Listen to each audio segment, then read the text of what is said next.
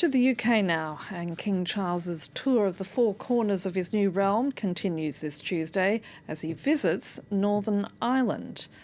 Sinn Féin's Vice President Michelle O'Neill, who's on track to become the nation's first minister, has already described the Queen as being a courageous and gracious leader. Britain's new monarch will be meeting political leaders at the Royal Estate of Hillsborough Council before attending a church service in Belfast, attended by both Protestants and Catholics, as well as the President, Prime Minister and Foreign Minister of the Republic of Ireland. Of course, yesterday evening, the King and his siblings held a vigil over the coffin of their late mother at St Giles Cathedral in Edinburgh. Joining me now from Cork in Ireland is Mary Murphy, a specialist in politics at the University College of Cork. Mary, thank you for your time. Just how significant is this visit to Northern Ireland by King Charles III? I think it's an important visit. It comes at a time when the UK, different parts of the UK, Scotland and Northern Ireland in particular, are having more discussion and more narrative around the possibility of constitutional change. So we've seen a drive towards another Scottish independence referendum in Scotland and an increasing discourse around the prospects for Irish unity, all of which, of course, has been part of the fallout from Brexit.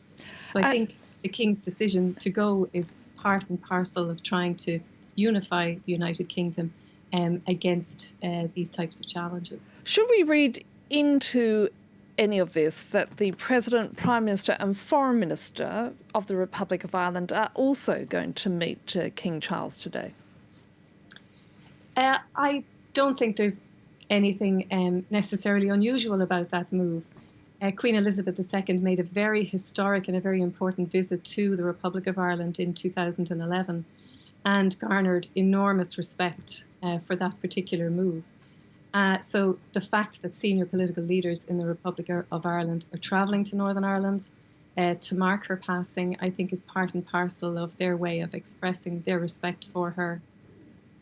How is the new monarch viewed in the Republic of Ireland?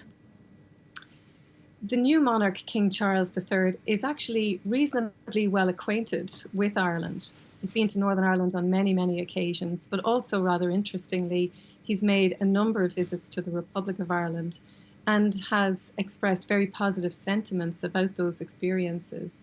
So in contrast to the Queen, who only visited the Republic of Ireland on one single occasion, King Charles III is much better acquainted with the Republic of Ireland. And I think that's important in terms of taking forward some of the Queen's legacy around cementing peace and reconciliation on the island. Now you mentioned there the push to unify Ireland. How likely do you think that is now going to happen, given that the Queen has died? I think the death of the Queen marks the end of an era, and I think for Unionists in Northern Ireland in particular, her death is of some concern because of the way in which it marks a break with the past. Nevertheless, I think there's a very long conversation to be had about Irish unity. So although I can see there being an increased discourse and an increased narrative and increased discussion and debates about the possibility of Irish unity, I'm not sure that we should necessarily assume that Irish unity is an inevitability following the death of the Queen. Mary Murphy, thank you.